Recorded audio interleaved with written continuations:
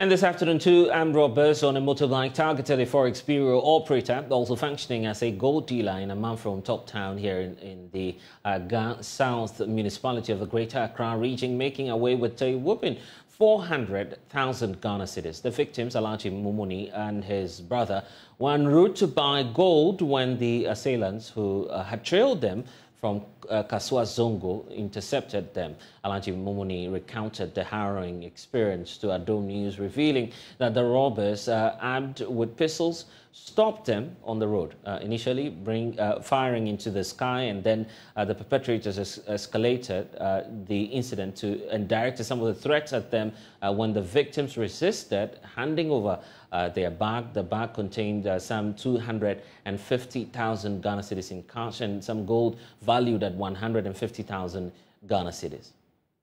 Na base 11:30 no mu na mini me bra no ye fi kaso because ye o kaso a ye o shop aye ejuma nti obi frɛ se ka obi frɛ wo ha se wo se ye mbehwe ade nti ye ndura ye beduru junction mu no ye kefa beduru ha sa pepe ha yana nkofo menu omu gina moto su omu gina ina omu ka chese den na wo bag no me bra ka chese bibia ni bag no mu bibia ni bag no mu na o yituo na me bra no dwane pe wo shoot no be say 4 times. Was to be 4 times. Abba Bahasa. Obedru ha and our ye bag no. I flew me brands in about the motor nako kefako ako jina say. I left with my brother from Kaswa around 11 a.m. to check on something. When we got to the junction, the two guys asked us what was in the bag. We told them that it was empty. Then one pulled out a gun. My brother took to his heels and was shot about 4 times. He pointed a gun at me to open the bag. He shot the tires of the motorbike we were using and took the bag containing gold, silver, and a huge sum of money. The gold, silver together with the money will amount to over 4 billion Ghana.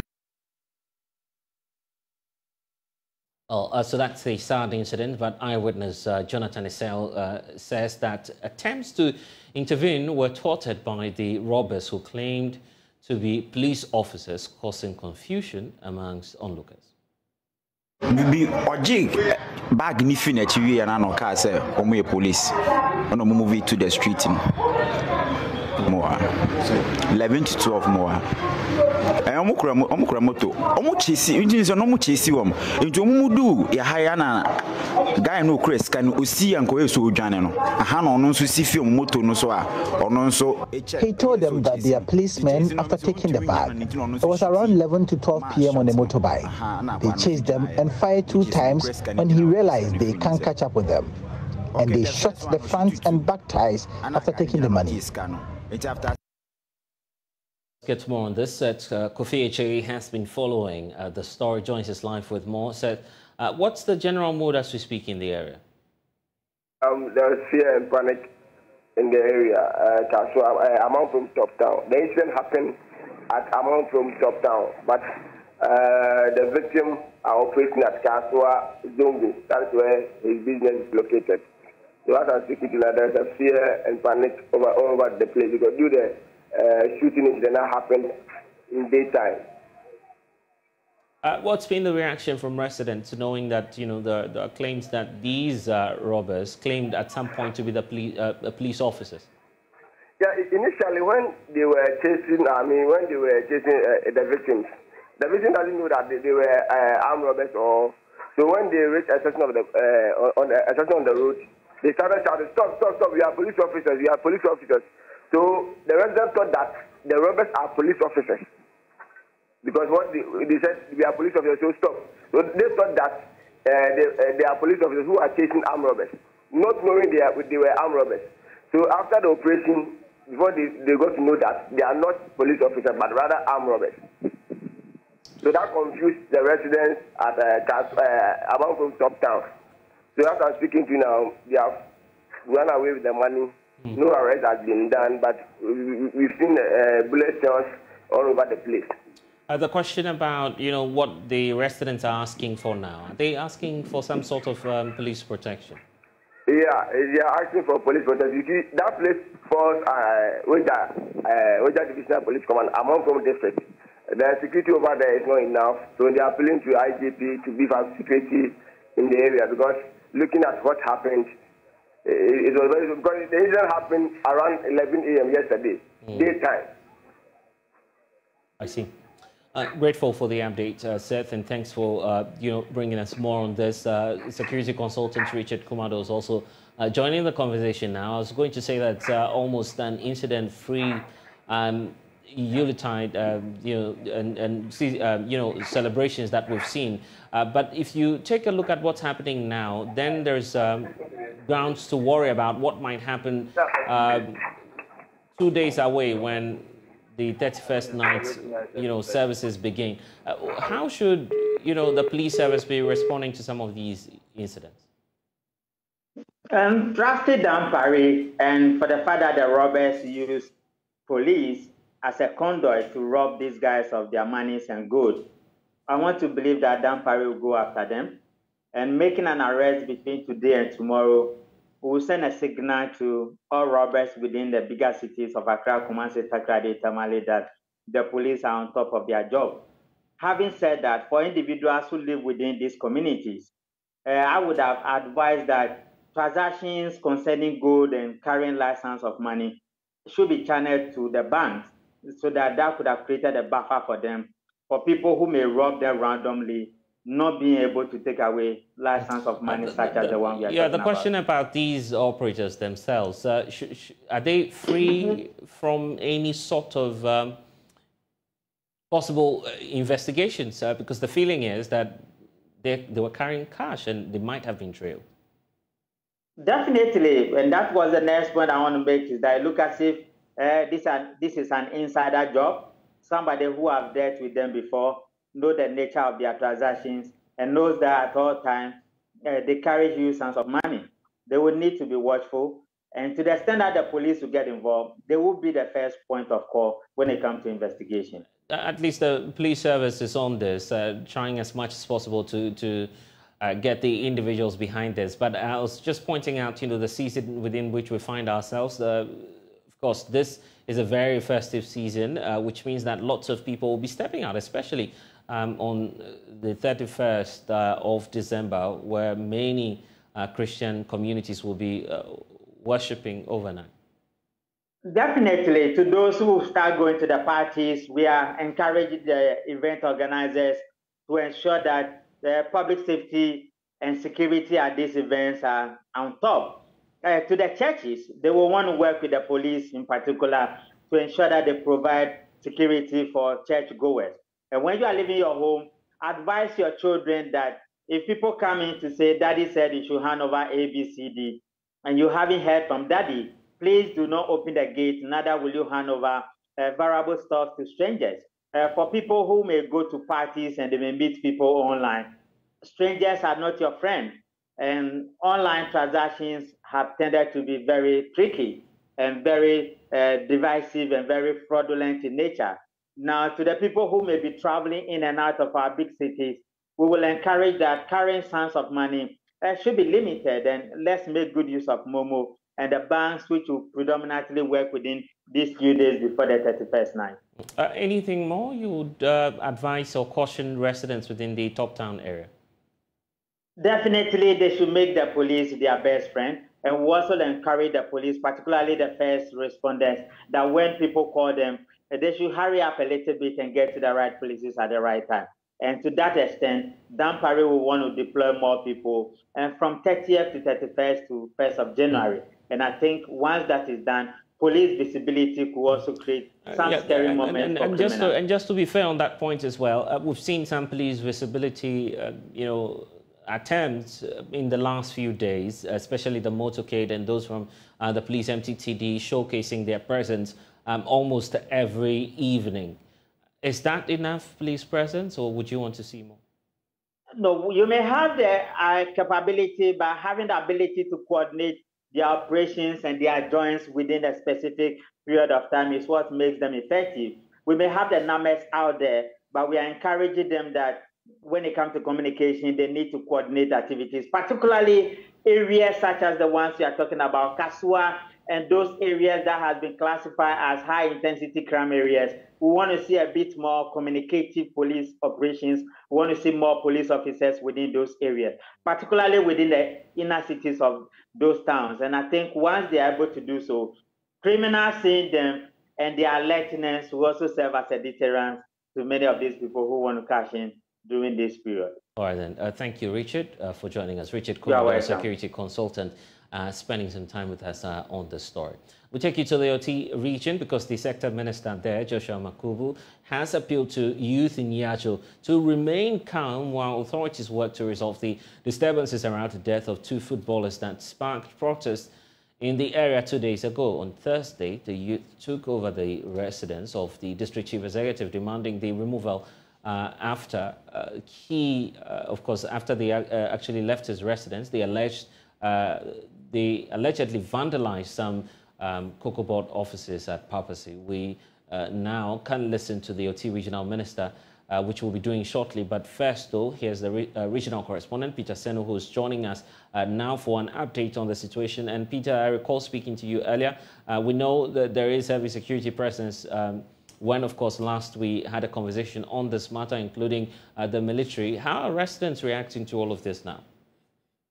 Blessed, last night we saw the presence of the military also in town as a result of the activities of the youth. In fact, when they left the DC's residence 3 days ago, our information is that they came straight to Papasi, which is closer to Yajo and Amanfrom, and they vandalized the cocoa board office here.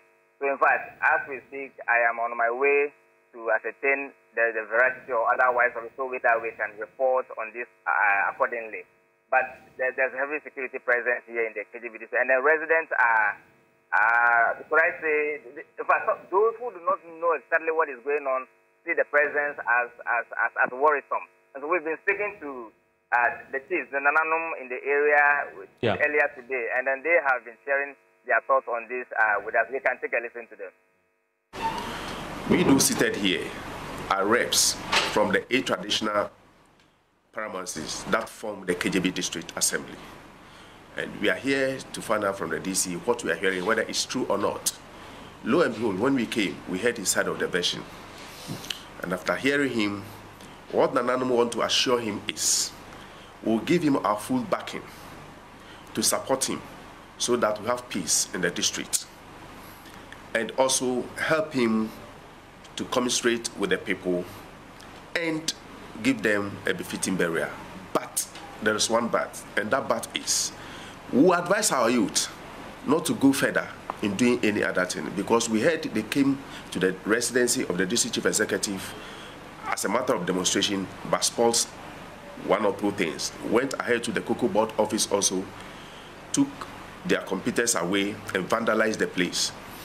Nananum have already condemned the act of the killing, and we still condemn it, and we'll condemn it tomorrow, but will not allow our children also to go that far. Based on this, we are here today to let the DC know that we are fully behind him and help him also to get the corporates to book. Thank you. OT Regional Minister Joshua Makubu is joining us via Zoom now. Thank you. I appreciate your time, sir. We know that these are very trying moments for the region. As a Regional Security Council, beyond having military or police presence in the area, how are you resolving the matter? Yeah, thank you very much. As Peter reported yesterday, the Regional Security Council was in KJB to meet with Nananum and then relatives of our brothers who unfortunately lost their lives, and some youth from Yajo. We had a very fruitful interaction with them. We assured them that they have our backing as far as ensuring that every Ghanaian is served the justice he or she deserves. When the President, His Excellency, was taking the oath, he took it on behalf of every Ghanaian. And we, as representatives of the President, we also make sure that every Ghanaian is treated in a just way. However, we are appealing to the youth to calm down. We cannot use violence to face the state. Certainly, Minister, that cannot be the case. We all know that, but the basis for their concern is that some national security operatives were involved in this. What official report do you have on that? My brother, there are national security operatives everywhere in this country, ensuring our safety and protecting us and protecting our country and every other thing that belongs to this country that can be used for our sake. The national security operatives were not pursuing our brothers. No. They were on their rounds, and our brothers were also returning from KJB town. So what happened was a case of an accident that led to the collision between them and then the national security people. The police are now going into it, and per their investigation, they will be able to tell whether the national security operative vehicle was on the right path or not. Then we can deal with that as a separate thing. But for now, we have lost innocent souls. But that doesn't mean that somebody should also be attacked. When the incident happened, it could have been that the national security operatives would have been dead. But that wouldn't have given the state or whoever sent them that right to attack the community. No, that is not the case. So it was an accident, and we are following it. The police is up to their task, and then at the end of the day, a report will be presented, and where there's a need for us to follow up, we'll do that. But you're already describing the incident as an accident. If that's the case, that's your verdict. You're the chair of the Regional Security Council. It ends the matter. No. That is not it. But but the national security operative vehicle was coming from the Yaju area, and they were also coming from KJB after they had come to repair some items in KJB town, and that collision was there. What we need to set straight is that national security did not have any problem with these young guys.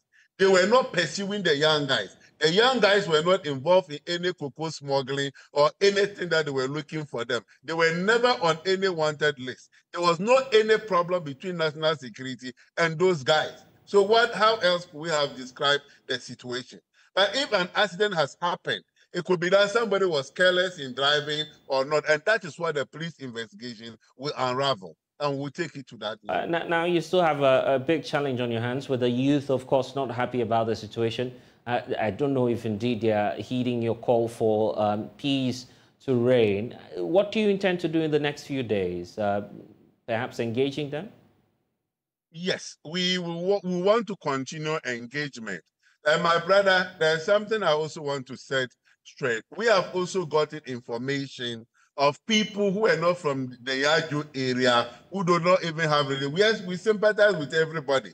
But for people who know the law and should be law-abiding citizens, even if our brothers and sisters from Yaju were angry, what we expected other people to do is to calm them, that we pursue this issue and to ensure that whoever deserves justice is served justice, but not to encourage them to get onto the street. So we will continue to engage them. As I indicated, we ask the police to do the autopsy today and make sure that we conclude on that. We engage the family to find a befitting burial for our brothers who lost their lives in this accident. Then when that happens, we'll continue and we engage the youth right from, cement up to Yaju, and let them understand that, look, this was something unfortunate that has happened. Nobody is after them. We need their collaboration. The state needs their collaboration to be able to ensure peace and to also make sure that whatever is due Ghanaians is given to them. What reports, official ones, do you have on the safety or the status of the district chief executive for the area? I recall reporting a couple of days ago with my colleague Peter that they were almost mobbed by the community. Yeah, so now, just as I indicated, when the incident happened, the district chief executive, as we have always engaged communities, moved out of his residence and went to Yaju, had a very fruitful deliberation with the people, commiserated with them. But there was this guy from Pampanwe, who at the tail end incited the youth, and they got infuriated and wanted to attack your reporter and then the DCE. But they managed to leave the place. Now, the demonstration on 27th was an afterthought, and we had some underhand dealings there. They went to his residency. But for now, we have made sure that the security at the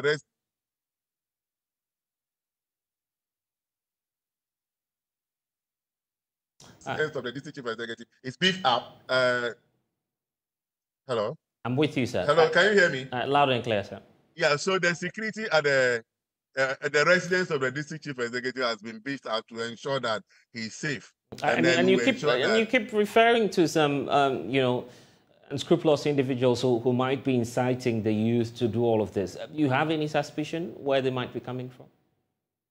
Oh, yes. For now, we have handed over whatever information we have, the contributions that were done for the attack, for the youth to mobilize and attack the DCE and attack the, what they call it, that cocoa structure. We have names of people who contributed, the amount they have contributed. We have audio recordings, which we have forwarded to the security and the police to commence investigation into that. So at the right time, we'll put it in the public domain. So some amounts of money were giving to the youth, you say? Yes, some individuals contributed money for the youth to do that. What's their motivation, at least without giving full disclosure on what might have transpired? I think that the investigations that the police and the NIB will be conducting will definitely bring us what their motive was. In all of this, are you letting go of these national security operatives within the area? It appears that, the conversation has been very much shy of their activities and what exactly they were doing in the area at the time. The problem is that the national security operatives came to the area because of these incidents of cocoa smuggling to neighboring Togo. And national security operatives are not only in the KJB district, they are in the Jasika municipality, and they are also in the Guan district. All the areas we have unapproved routes, and then it has been observed that cocoa is being smuggled through those routes. And that is what they are doing. So long as cocoa smuggling continues to exist in that area, definitely the national security operatives and other security agencies will continue their work to ensure that we stop people from smuggling our cocoa to Togo. Any final message to the youth and the traditional leaders who are worried about this situation? Yeah, my message to the youth is that any step that we take, the security agencies take in KJB, they are doing that in the interest of we, the residents. It is for our good. We should not allow ourselves to be used by people who are rather benefiting at our expense through this cocoa smuggling and any other ambitions of theirs. We should rather cooperate with the security agencies, provide the relevant information to form it, then we can nip this issue of cocoa smuggling in the OT region in the mud. Grateful for your time. Joshua Makubu is the OT Regional Minister joining us here on The Pulse. Grateful. Some supporters of the National Democratic Congress are referring to John Dramani Mahama's second run for president as the return of, quote, the savior. Of course, in the spirit of Christmas season, the term savior is fast gaining traction among party members who believe that, similar to the biblical savior, there is a forerunner who can save the country from its economic crisis. Nanaya Ojima has more. To meaning, the origin of the noun savior is traced to the Bible, in which Matthew chapter 1 verse 21 speaks of the first coming of Jesus Christ. It reads, "She will give birth to a son, and you are to give him the name Jesus, because he will save his people from sins." After this prophecy was fulfilled, another promise of the second coming of the Savior is made in John chapter 14, verse 3, assuring to deliver his people from bondage. "And if I go and prepare a place for you, I will come again and receive you unto myself, that where I am, there ye may be also." The story of the biblical Savior is likened to that of John Mahama's second shot at the presidency. And this is how supporters of the NDC tell the story. Between 2012 and 2016, John Mahama was granted a 4-year mandate to lead the country. Here are the accounts the former president gives on his service to the nation. And inflation and almost 40%. As we speak, inflation is around 40%. In 2016, when we left office, inflation was around 12%. The country's debt was 120 billion cedis. That's from independence till I left office. Today, it has increased to 600 billion. If we are to share the debt among the population, each individual would have to pay 4,000 Ghana cedis, but now it has increased to 20,000 Ghana cedis. And there's 600 billion. You can say, yeah, check on no biafra and baby kwa. Yeah, now you almost 20,000 cedis. Obia abofra ya won ne. And also they cut 20,000 cedis. However, John Mahama was voted out of office for non-performance. The call for a second term is gaining ground as the former president tours the country to seek concerns of the public for a 2024 party manifesto. Here are some firm believers of the John Mahama candidature. Apart from Mahama, you need savior, baby. We need me free. You need savior, baby. John Mahama is our savior after Jesus Christ. If he doesn't come to help, then we are dead. Mahama na savior to say 2012 Mahama by. He came to office in 2012 and exited in 2016. Things have deteriorated after his exit. We need him back into office to help. The savior tag is being accepted by the former president as he attempts a comeback into office. The NDC flag bearer has continuously described the NPP government's performance as abysmal. He believes the country has run into a ditch and in need of an experienced hand to salvage the situation.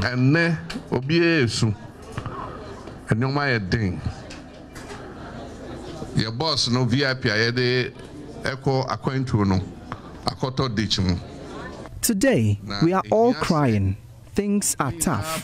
The bus in which we are traveling has fallen into a ditch, and we have to join hands to bring it back on the road. If you take a look at the political parties in the country, the most development-oriented party is the NDC. I just say, Emrebia, Samanyo Kono Betnasi, Timihu say, Empuntuba, Emagana Koninim, Sa Amanyo Kono NDC. To him, a second coming of his government is a redemption for the country. Obesuma ajenkwa no abeji yankwa me Kristo di minim se sa ajenkwa no Yesu Kristo.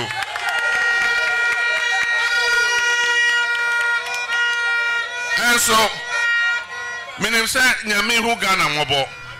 God promised a savior. I am a Christian and I know Jesus Christ is the one. But I know God has shown us mercy. So before the second coming of Christ, there will be a predecessor to save Ghanaians from bondage. That person is an experienced individual with knowledge to help. I know that savior is John Dramani Mahama and the NDC party.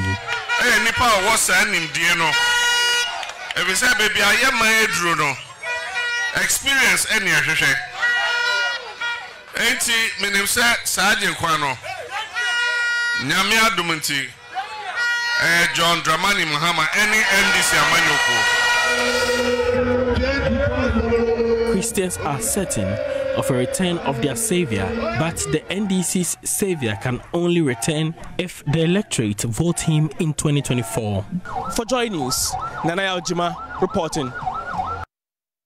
Moving on, the Deputy Minority Leader and MP for Lembele, Emmanuel Amakufibwa, has called on all stakeholders in the country to fight the Galamsey or illegal mining menace, devoid of partisanship.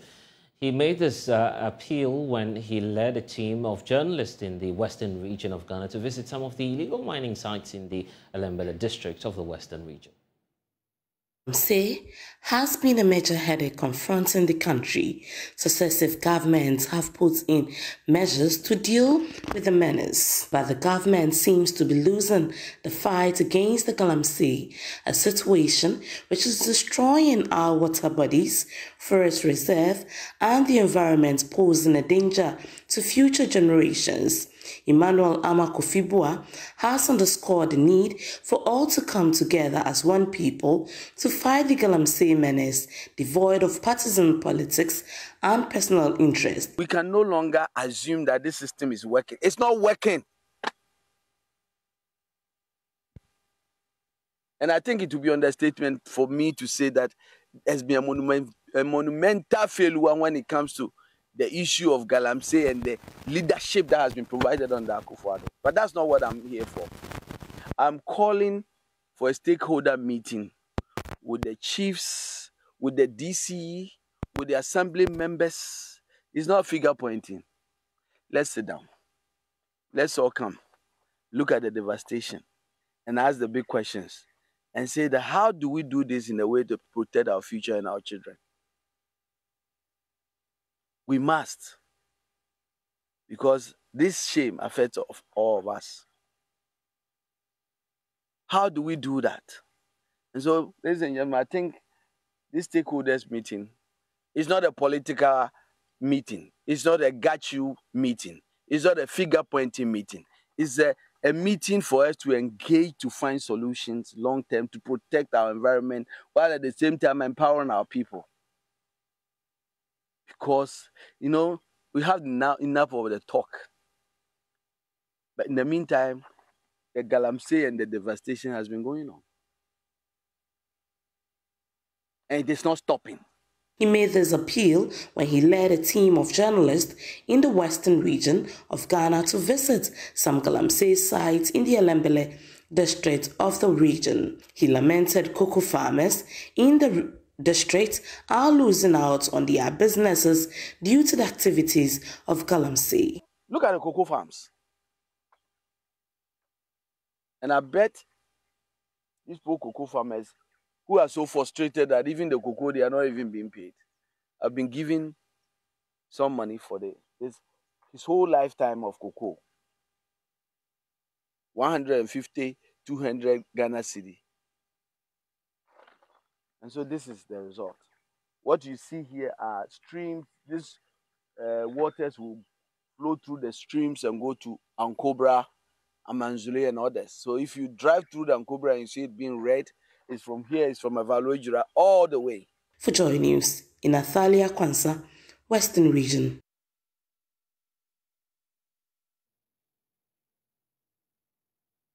We head now to the Central Region, where the Member of Parliament for Himanloa Dentra and Deputy Employment and Labour Relations Minister is seeking a third term in Parliament. He will be battling the slot out with the Chief Executive Officer of the Exim Bank, Lawrence Kobina Jesam. Bright Reku Brobe says that his works and personal experience as well in life, which has touched his people, will give him victory in the primaries ahead. He's been speaking with my colleague Richard Kojinyako. There are other issues. Through CODA, we've been able to initiate and build the Jokwa market. Thankfully, it is almost at a very high percentage of completion. And God willing, that will also be seen to that the market that serves a lot of people. In fact, from Commander through to Abra Sebu, Mankasim, everybody comes to Jokwa to observe and participate in their market. So that was key, and we have also ensured that we get that done. Bremai is one community about 5 minutes drive from Jokwa. Recently, we got one of our the bridges, the one there got broken. Immediately, I liaised with the roads minister. He had to pull Mawums, the contractor on the Dunkwa stretch, to come, and it's fixed. Apart from that, there was one Brema in particular, a bridge that serves the entire community where their food basket is that has also been fixed. You know, so these are the kinds of things that are going on. As we speak, there's a maternity block in the Jokwa Health Center that has been solely completed by me. I must pay tribute to one of my predecessors, Honorable Bendonko. He initiated that project. When I came, I had to make sure it is completed in his honor. As we speak, we have that. So the Jokwa Health Center will soon also be given facelift. So these are some of the things that we are trying to do, apart from this edifice that we are handing over. I'm also told that Agenda 111 Hospital is also on. The Agenda 111 Hospital is trite knowledge to Ghanaians, and I'm proud and very lucky to say that I'm a beneficiary of one. I have also facilitated the construction of a new court, which is not opened yet due to one or two issues, but everything is completed. The court complex, I mean, we have a magistrate court and accommodation for the judge who will be there and so on. So these are things that are ongoing, and with these, my constituents are indeed telling me that they would want me to proceed with what I'm doing, and they have assured me that they will vote for me, they will retain me because of what they've seen for me to do more and more and more. My final question, so you are going into these primaries. Does it seem to be a very big hurdle looking at the people that are popping or rearing their heads? Well, I have gone for elections, so many of them, over 100, from my SP days to class prefect and all that. This is one of the elections that I see, by God's grace, very easy. Very, very easy. And you are coming... I am not complacent. It's on the back of what I have done and what I have done for my constituents and how I continue to relate with them, how they share their pain with me, how they are able to call me and tell me that, Honorable, if I don't get 50 cedis today, me and my family will not eat, and that will come. They call me directly. Every time they call me. If I had time, I would have shared the joke. These are the things that I am not worried at all with this contest that is ahead of me, and I'll certainly, to borrow Kennedy Japan's word, I'll give my opponent a showdown. And thanks for staying with us here on The Pulse. We'll be right back. And you're welcome back. The timely intervention of the firefighters has saved some Great Coal pylons from going up in flames in Tema. This happened after a fuel tanker with some 18,500 litres of diesel on board overturned on the N1 near the TT Brothers Junction here within the Greater Accra region. And my colleague Carlos Caloni was at the scene and now reports. A fuel tanker with registration number GN 1905-16 was heading to Kumasi from Kpong with 18,500 litres of diesel on board. The truck, upon reaching the TT Brothers traffic light, skidded off the road, overturning in the process. Here is an eyewitness, Karim Mohammed, narrating the incident to Joy News. This is the cause. As she's coming, before you realize, it's just near a pickup, which is there were like 4 or 5 passengers on board. If you try to hit the pickup, he might cause damage of 7 or 8 cars. So for safety, he just landed and passed through the road, which caused this accident. That's all. But the driver and the mate, they are all safe. It was 13,500 litres. 13,500 litres. It's going to Kumasi. You loaded from one of the depots in Tema called Vena. That's all. We are the remaining of the products on board. We are just transferring to the other car for safety. With the disaster gushing out at the time of Joy News' arrival at the scene, many passers-by were seen busily scooping the petroleum product, while the owner had arranged for the remainder to be transferred into another tanker. Speaking to Joy News, ADO2 Enoch Isel of the Motorway Fire Station says considering the close proximity of the capsized fuel tanker to the Great Coal main lines from Akosombo, all efforts were being made to avert any national disaster on the lines. So at 14:20 hours, we had a call from our master control that there's an accident on the Tema Highway near TT Brothers. So immediately at 14:21 hours, myself and my men were dispatched to the scene. So we got here at 14:32 as a result of the traffic heading towards Dorinya.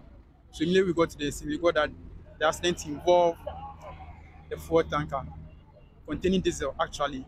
So we tried coordinating the police, and when we got here, the police were already at the scene.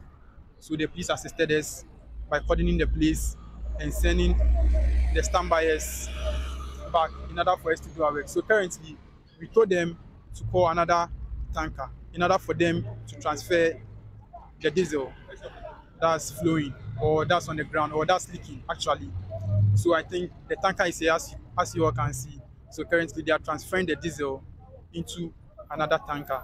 So right from the, we need to clear the scene, watch the place, and actually clear off all the debris on the road. So currently that's what we are doing. But the casualties that were involved, they've been already taken to the hospital. Yeah, so right from the follow-up, they see their condition. Since we are not the pilots, as you all can see, it could be serious if there's any spark. But that's why we are here, to ensure the safety of the people and also the community. So actually the two tenders that are here, one is DPT, of which that one contains water in foam, of which that one can be used for blanketing. And also the other one behind us is full of water. So actually we've put in things in measures in order to mitigate any unforeseen circumstances that will happen. While the owner of the truck is still counting the loss, concerns have been raised by road users about the deplorable state of that portion of the road which they believe could have led to the accident. Carlos Caloni, Joy News, Bunkatamanso.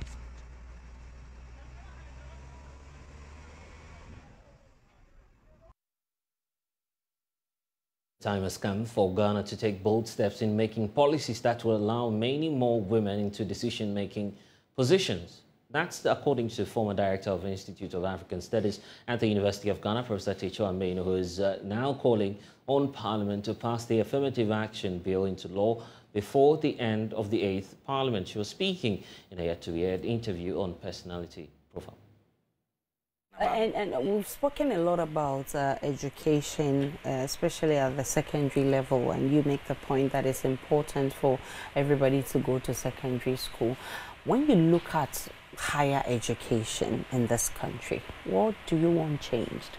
Well, let me just get to a level before higher education, and that is TVET. I think that the TVET is a very important field. It is underutilized. I think that we should be channeling more scholarships to that level to create many more middle level personnel who can solve many of the practical problems, builders that we have in our society. I'm very passionate about it. And when you look at the enrollments, it's very few. And even the institutions, many people who might want to, they have to go to the district capital or the regional capital to access it. So I would put much more resources in those things. When it comes to higher education, well, on the surface, it looks like we have a proliferation of institutions, and I think that we're going to need to have some conversations in this country. You know, how many institutions do we need? You know, now it's like one region, one university. So we just created 6 new regions. So are we going to create 6 new universities? What will it cost? Do we have the money to equip them sufficiently? So there are all kinds of issues at that level, you know, just even in terms of the institutional thing. And then it's creating some really also very bigoted statements where people feel that because the university is in their region, the head of it must be in their region. They are Ghanaians. They are free to work anywhere. And it should be about who is qualified to do that, not having a son of the soil or a daughter of the soil, whatever those kinds of things mean. I think that we would really have not succeeded if the creation of such institutions breeds parochialism and bigotry and exclusionary practices instead of opening up things for people. There are the issues of quality, you know, content, all kinds of things. And for me, coming from an Institute of African Studies, and very much in terms of what is called decoloniality, the fact that we may have been independent all these years, and yet our systems and structures of thinking have not still evolved very much, so that our ideal, even when it comes to knowledge, is still about Western modes of knowing and learning. I think that those are important issues that we do need to interrogate. So there are several issues for us. There's the question of financing, all of those kinds of issues, you know. And in the recent past, there have been attempts by government to assert greater control over universities, and then you're asking yourself, is this the direction that we want to go? You know, so there are many issues and questions that we do need to talk about. If you look at the regions in West Africa, I think apart from Central Africa and maybe the North African region, we really are at bottom, you know. Senegal has a gender parity law, which is interesting, do you see? Yeah. So it's not about religion, it's not, it's about state policy, it's about intention. So in West Africa, apart from Senegal, Cape Verde, and remarkably Togo is making a lot of progress. The same way, we tend to look down on people or countries. We think, oh, this is a small country. But when you look at the statistics, you find that it's different. But what generally, most of those other countries that have achieved progress, they've done it through quota systems, they've done it through proportional representation. And you know that here the political parties have fiercely resisted any talk of, you know, reserving seats for women, etc. But we're going to. In any case, when the affirmative action law is passed, and that is one of the reasons why it has stalled. It hasn't just stalled, you know, it does make demands of, you know, so in Kenya, for instance, you cannot nominate people to any position, like say the courts, without a certain proportion being of either sex. So you cannot have an all-women slate, you cannot have an all-men slate, etc. It recognizes that you need both for, you know, work to happen. So when the affirmative action bill is passed, it will oblige political parties, you know, different sectors of society to do more about this really lopsided. You're talking about parliament. What about district assemblies? We have these are the basic units of governance. And over time, the proportions have gone down, down, down. Even the appointed members were not meeting our quotas. So we do need to do more. And you might want to catch a full conversation of that later on the Joy News channel. Every market day, about 500 pupils in the DLT region put their education on hold temporarily to embark on a journey that combines lessons in perseverance and also the pursuit of dreams. This is the story that sheds light on the determination and resilience of young students in Ghana. Mahmoud Mohammed Nuruddin takes us to Dambai, where the remarkable journey of the pupils begins.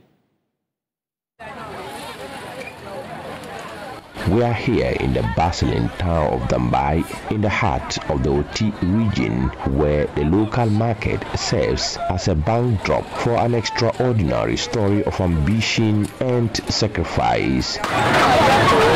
It is early morning and the air is filled with anticipation as young students, some as young as 10 years old, prepare for their unique daily journey. These eager faces belong to peoples who leave their textbooks behind and instead pick up tubers of yam and other goods. Their mission is to raise money for their educational needs.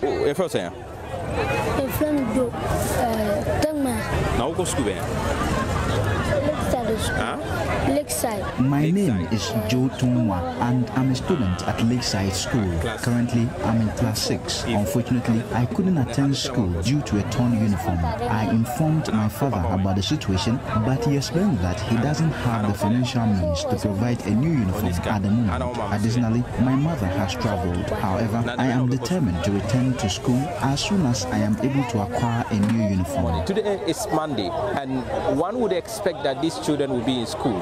Unfortunately, some of them are here to make money. Your family, yes. I am Yesuto. I carry yams on my head to earn some money because we were asked to buy books. Carrying the yams has a physical impact on me.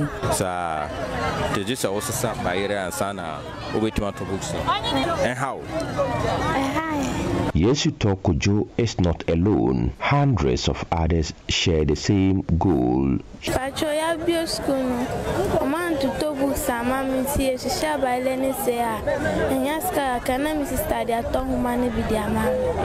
the reopening of schools, I haven't had any exercise books for my studies. To address this, I've been working in the market, carrying yams to help my sister raise money to buy books for me. I earn 7 Ghana cedis for carrying 100 tubers of yams. My parents live in the village, and when we ask them for money, they are unable to provide it. My sister also takes on various jobs in the market, and we pool our earnings to buy my books. I am currently in class 6. I require both exercise books and notebooks. Specifically, I need 18 exercise books. Each pack of exercise books costs 60 cedis.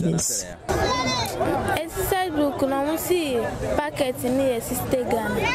And a notebook no back is 8 cedis and I be 10 cedis. It's minimum notebook need minimum 5 minimum say about 5. Here is a local teacher, Isaac Baba. Most of the time, being a teacher and then being in a classroom on Mondays, you wouldn't see most of these guys in school. Most of them come to look for what they will get as the daily meal for the week. My name is Bridget Ado. It is not a duty of the child to feed the home or to bring something on the table. But in some cases, you can't help it. In some cases, you can't help it. But what needs to be done is the mothers need to let them go and close and come in the afternoon to come and help. At the vibrant Dambai market, these children enter a world of barter, negotiation, and hard-earned income. They work tirelessly until late afternoon when they begin their journey back home.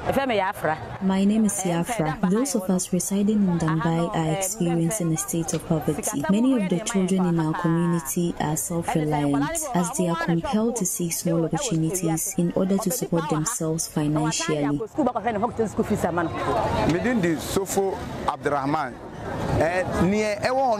am known as Sofo Abdurrahman. The reality is that a number of children you observe in the market are actually orphans, and as a result, they must work in order to provide for their own needs.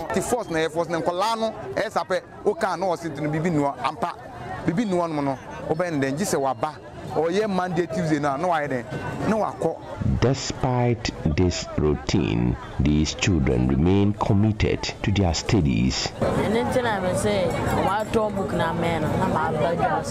need to earn some money to cover the cost of the textbooks that were sold to us at school. The books are priced at 30 cedis. While my father is at home, my mother is currently at the market. Whenever I request money to purchase my school supplies, my parents accuse me of simply wanting money to spend.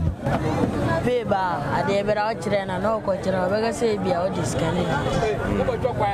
is clear that these children are willing to go to greater lengths to secure their education and chase their dreams, but it raises questions about access to quality education and the support system available to them.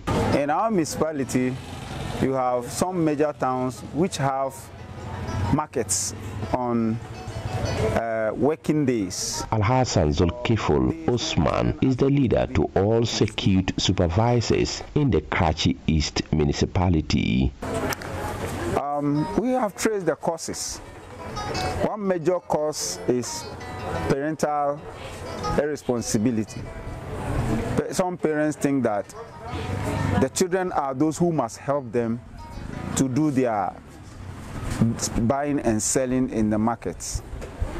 You see a young child of about 6-7 years carrying things to go and sell. The municipality has 4 market days, and about 500 children miss school every market day. You have Injari, Thursday. You have Dambai, a major town, is Monday, Tuesday.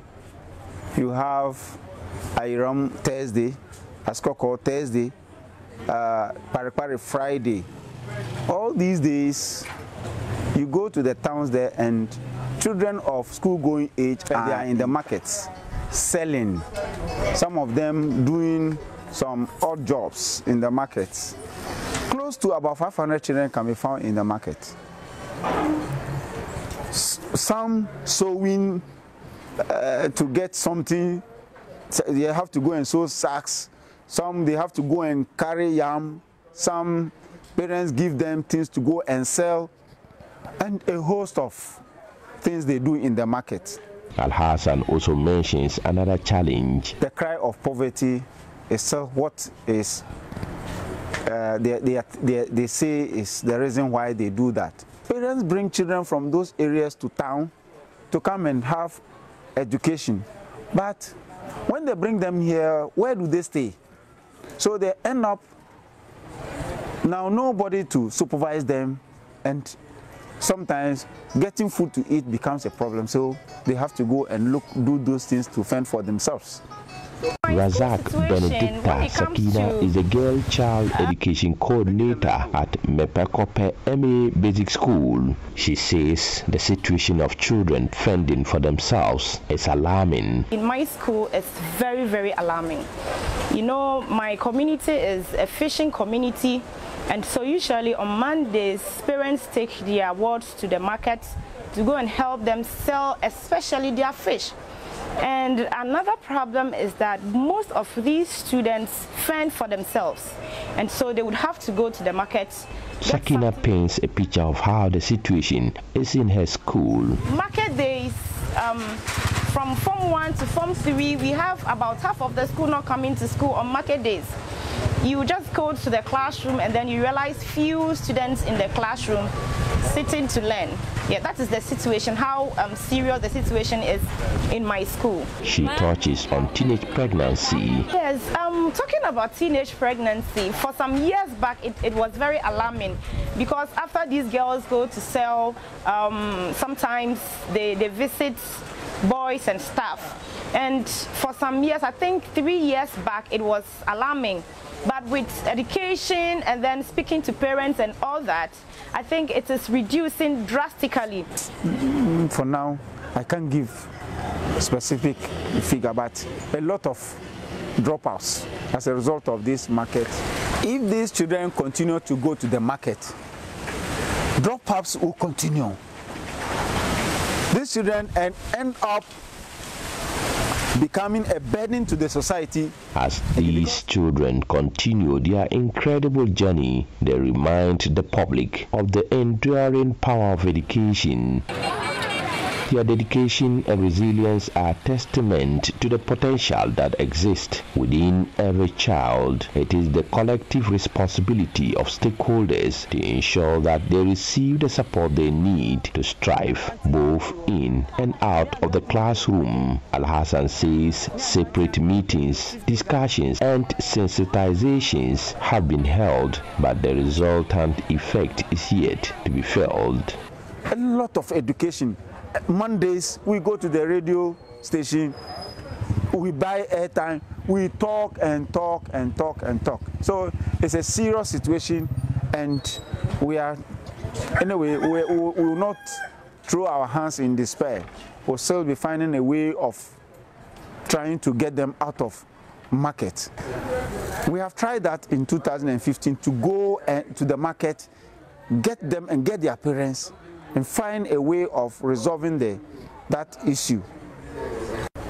So we arrested the children in the market and announced for their parents to come. Their parents came. Their parents even ran away and they didn't come close at all. And at the end, feeding these children and became a problem, so we had to release them. The inspiring story from Dambai serves as a poignant reminder of the challenges many children face in their pursuit of education and the incredible determination that drives them forward. They hope their efforts will inspire positive change and a brighter future for all. A report by Mohammed Nuruddin.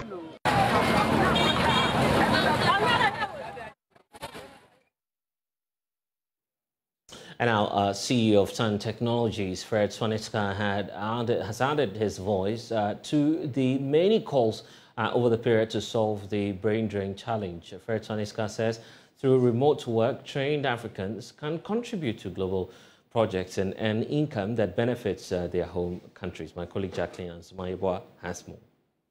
Brain drain, which is the emigration of skilled nationals, results in a depletion of skilled human resources in their countries of origin. Ghana has over the years battled with the problem of brain drain.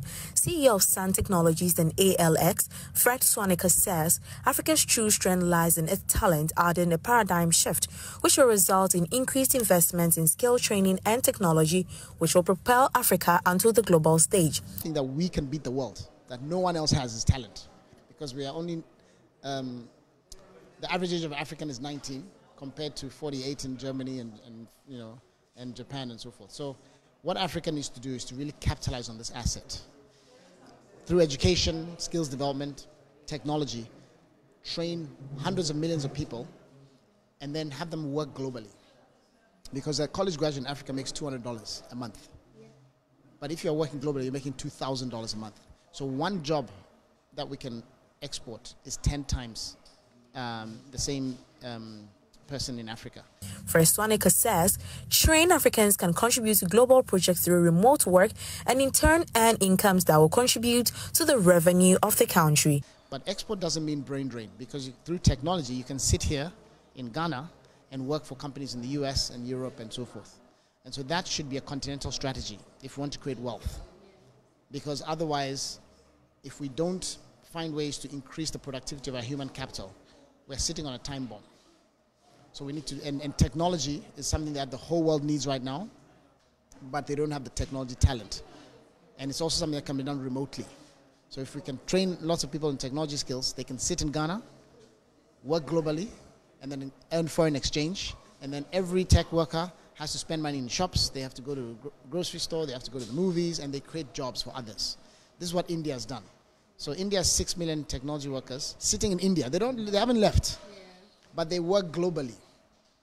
And they generate $240 billion into the Indian economy, and that has allowed them to grow. This is what Africa needs to understand. Daniela Obey, a recent data analytics graduate from ALS, on her part revealed that the tech space is ripe for transformation with greater female participation. Before I came to ALX, I thought it was very, very discouraging. Most of the female tech heads, gurus are mostly men, and then you just get one female doing amazing things. But then with ALX is changing the narrative, is changing the myth about misconception about females not being able to be diverse into tech. So coming to ALX, finding out a lot of females. There are more females downstairs than men, actually. So it's very encouraging, trying to include women in all their courses. Women are doing software engineering, data science, AWS, data analytics, and then they are thriving as well. And then that's very comforting. Education and technology are key catalysts for empowering individuals to work globally. Capitalizing on this, experts say this will contribute to growth of the country. For Joy News, I am Jacqueline Ansuma Iepoa. The minority in Parliament says the 2023 Christmas festivities is the driest in the country's recent history. Parliament passed up to 3 new taxes before rising for Christmas, which government expects will raise a little over 11 billion cedis to a new revenue level. Minority spokesperson of Mines and Energy, John Jinapo, who is also a member of the Finance Committee, says the ordinary Ghanaian has been rendered poorer by the Akufo-Addo government. We handed over about 300 million cedis to this government. Mr. Speaker, today the national purse is not only empty. The national purse is not only empty. The national purse is gone through the hole. Mr. Speaker, this government has not only emptied the national purse, the national purse itself is under attack. This amendment is not pro-poor. At best, what this amendment seeks to do is to make housing more expensive. Even more so, Mr. Speaker, this amendment seeks to raise a colossal amount of 3 billion Ghana cedi this year alone. Mr. Speaker, it is obvious that this government has lost its way. It is obvious that this economy is being run by boys from the Bretton Woods institutions. It is obvious that this economy is now on autopilot. All what we are seeking to do is to meet conditionalities under the IMF program, but nothing else. Mr. Speaker, this is Christmas. This is December. Today is 22nd December. Today, members are here. Does this resemble the normal Christmas? Mr. Speaker, this is the driest Christmas I've ever seen in my life. If you drive out there, you would even not believe that it is Christmas. Mr. Speaker, government having borrowed its way into bankruptcy, instead of thinking of innovative ways to plug the holes, innovative ways to deal with the situation, what they are seeking to do, Mr. Speaker, is to impose hardship on the ordinary Ghanaian, is to impose pain on the ordinary Ghanaian, is to impose agony on the ordinary Ghanaian. In a sharp rebuttal, Deputy Minister for Trade and Industry and MP for Nshai, Dr. Stephen Amwa, accused the NDC of playing to the gallery. He insists that despite COVID-19 and the war in Ukraine, the Akufo-Addo administration has managed to stabilize the economy. Our brothers, as a result of politics, they are pushing everything aside as if what is happening today has never occurred. Mr. Speaker, I never knew that taxing your own people to develop the same environment that will benefit the poor and everyone along the social stratification defines an ailing economy. Mr. Speaker, have they forgotten that between 2014 to 2016, their own budget statements, tax components or items that they added or introduced amounted to 26 taxes. It's never occurred in the economic history of this country. 1, 2, 3. Mr. Speaker, we were not going through these challenges. The world's taxes and the world inflationary rate and the world supply chain have not gone that bad as we are experiencing today. The same people that actually plunged this country in a very chaotic situation, that even we had to go through power outage for about 4 years and the companies collapsed under them. They are saying all these things about ailing economy. Mr. Speaker, if we get to know the economy that we all experienced right after the COVID are now doing so much well, I'm expecting them to bring the figures. What is happening in terms of inflation rate today?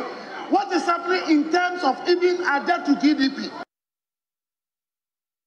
And speaking of Christmas, Joy News' visit to the Accra Marina malls has shown that the usual bustle and the large numbers of customers who throng the malls in Accra during Christmas are missing.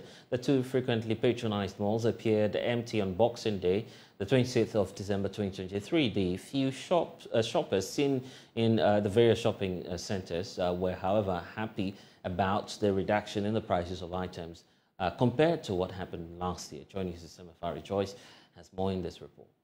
Christmas euphoria at the shopping malls felt different this year. Without the decorated Christmas trees, lights and items, one would think it's just a normal day at the malls. At the Accra Mall, the usual Christmas shopping spree was missing. Even with discounted prices at the Accra Mall, shoppers still lament high prices of items, but say at least it is better than last year. Well, I would say it's a little bit with experience. I would say I've experienced it higher than last year, comparing it to last year. This year's one is better than last year's one. Really? Yes, please. So far, this is the first place I've come during the Christmas. But I'm planning to go to West Hills Mall for another experience. The situation is no different at the Marina Mall. Only a few people can be seen engaging in window shopping, contemplating whether to buy anything or not. For the price, they are okay. But just that they've shoot up a little bit. But we are okay with it. We are okay with it. And we know the economy too. Now in the country there's hardship, so we're okay with it. I've not seen people too much here like now. Maybe in the previous days, people have come and gone. So for today I'm here. So it's just that I've not gone to many places, but the place where I am, I've not seen many people there. So why are shoppers not in the malls as usual? At this point, one can only wonder whether it's the joy of staying at home or the economy has taken a huge toll on the pocket of Ghanaians. For Joy News, Rejoice Semefakpesu's report read to you. Well, the news team also visited the Labadi Beach Resort, a typical holiday point for revelers, where many individuals and families spent Boxing Day.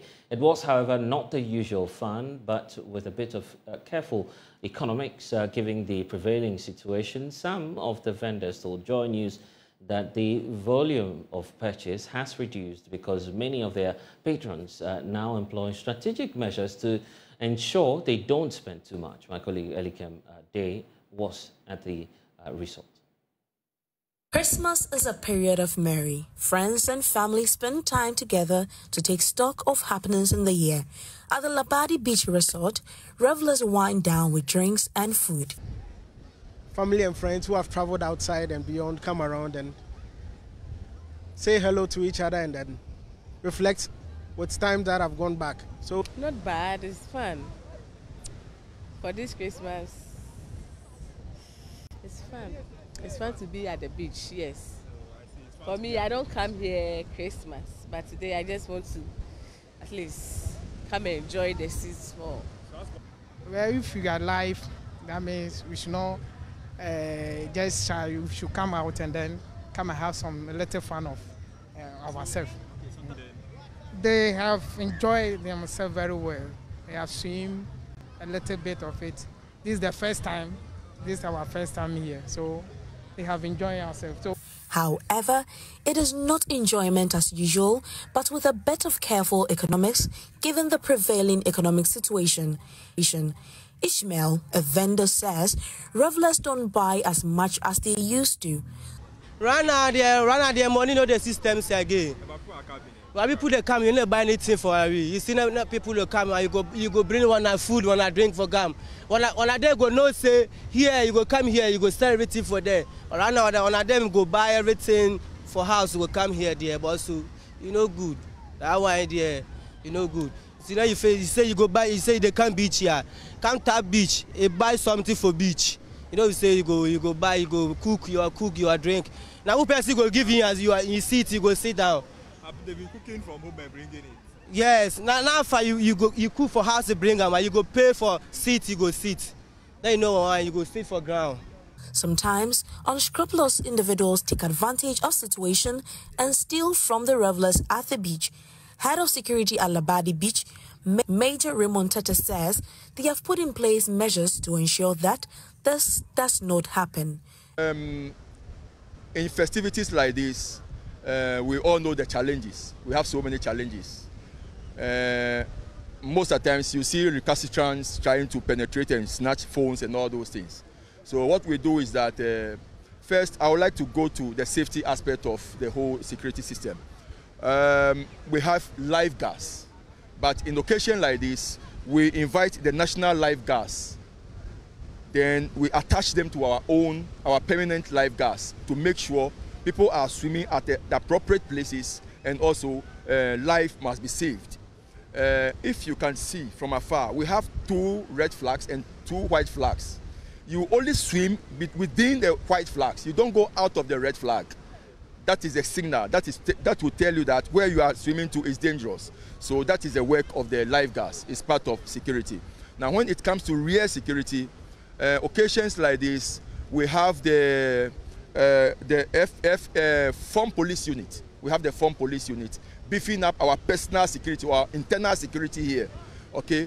Then we have other patrol teams from regional also helping us. Apart from our internal security, we have regionals, then Form Police Unit. We have Marine Police also as well. We have the NADMO officials also trying to tell people how to arrange their chairs to make sure we have good traffic here. If you can see, we have horses, we have 4-wheel motorbikes, then we have human traffic. So NADMO officers are also here to help us to make sure traffic arrangements are better at the shore. Elikem Day's report read to you. And it was a memorable moment for female prisoners and inmates at the Kumasi Central Prisons as they received gifts from a prison officer who has gone beyond the call of duty. Giving back to prisons has always come from the benevolence of some entities outside the prison facilities by donating pieces of garment to female inmates. Prisons chaplain, Reverend Stella Kacho, has set the tone in encouraging the contribution of prison staff to making the life of prisoners a better one this festive season. This festive period is a time when loved ones reaffirm their humanity by giving to the needy and fostering a sense of humanity. The joy and gratitude witnessed within the four walls of the Kumasi Central Prisons were heightened as inmates received new garments. A Maneuver Outreach Ministry led by the chaplain of Kumasi Central Prison, Reverend Stella Kacho, presented 250 pieces of garments and local prints to female prisoners. Reverend Stella Kacho says the gesture will allow women in prison to reconnect with their loved ones. I've done it for the past 18 years. This is the 18th year. And then for the experience I've gathered from prison, I've realized that the women in prison are not so much as the men. And since women are the carriers of homes, when they are in prison, it means that the home will not be functioning well. So the Lord has laid it upon my heart to give each prisoner who is a female half a piece of cloth, very new, brand new one, to be sent to their relatives back home. So this is from prison to the house. So the women will parcel it nicely and give back to their children at home. And those who have mothers whom they were dependent upon before they came to prison will also parcel it from prison to my dear mother at Christmas. So the relations at home will know that their children are still alive. They still have hope.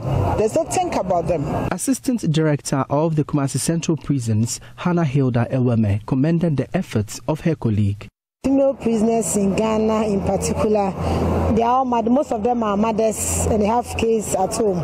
So every year when she do it, the Amanfrom Foundation donates the cloth to us. The inmates often send it to their children at home for the Christmas. Some also send it to their mothers at home. As you are aware, most of us are those who provide clothes for our mothers and our children. And if that person is in custody, who is going to provide dress for the child at home? We are very grateful to them. If you see the excitement when we are giving it out to them, you know how important it is to them. For some of them, 5 years, 6 years, nobody has ever given them something like this except the foundation. So they are always excited and so grateful to the Amanfrom Foundation for something like this. And the kids also come around and they are so excited getting the clothes. So I'm happy she's doing it, and I just want to urge others to support her to do it more. Clinton, your voice report, back to you.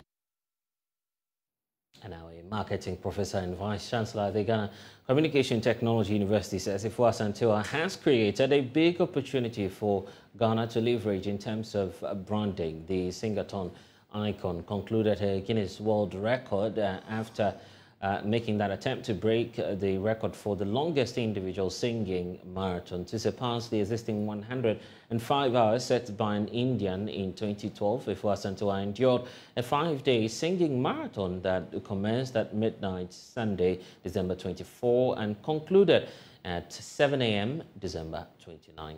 At the time of ending her record attempt Friday morning, the young woman had sung for 5 days, 6 hours and 55 minutes. While addressing the public after her remarkable feat, Ifua Santua expressed gratitude to everyone who supported her, including those who showed up at the Akwaba village and those who could not.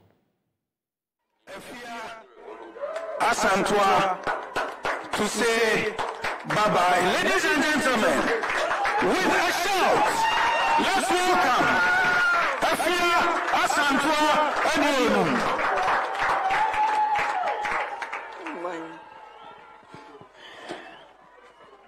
Good morning.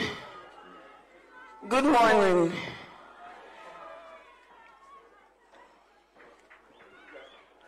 Okay. At a point, I kept asking which day it was, and I finally got to know that today is Friday. So, on behalf of my husband, my family, my team, volunteers, media, Ghana Tourism Authority, I'd like to say a very big thank you to each and everyone who participated in this sing-a-thon attempt. This was a mere dream that was visualized in just a period of 5 days. I say just because I don't even remember how it started, not to talk of how it ended.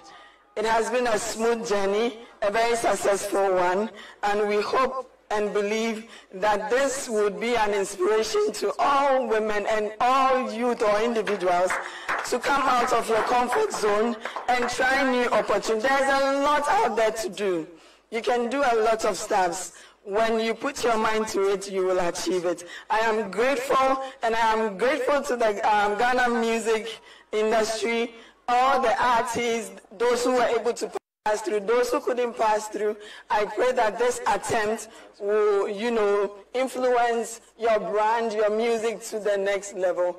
Thank you to the Vice President of Ghana. Thank you to the all IGP. I can't, the list is very tall. I'm grateful to everyone and hope to see you this evening as we celebrate this great milestone. Thank you. And indeed, what a remarkable way of ending the year and wrapping up the polls. The very last show for the year 2023. It's been an amazing journey with you, but we're not ending here on Joy News. We're giving you a year review for 2023. Evan Mensah and the team will be here to give you much more from 6 p.m. Always been a pleasure serving you here on the polls. I am Blessed Sugan. Log on to myjoyonline.com. More stories there for you. We'll see you next year. Bye-bye.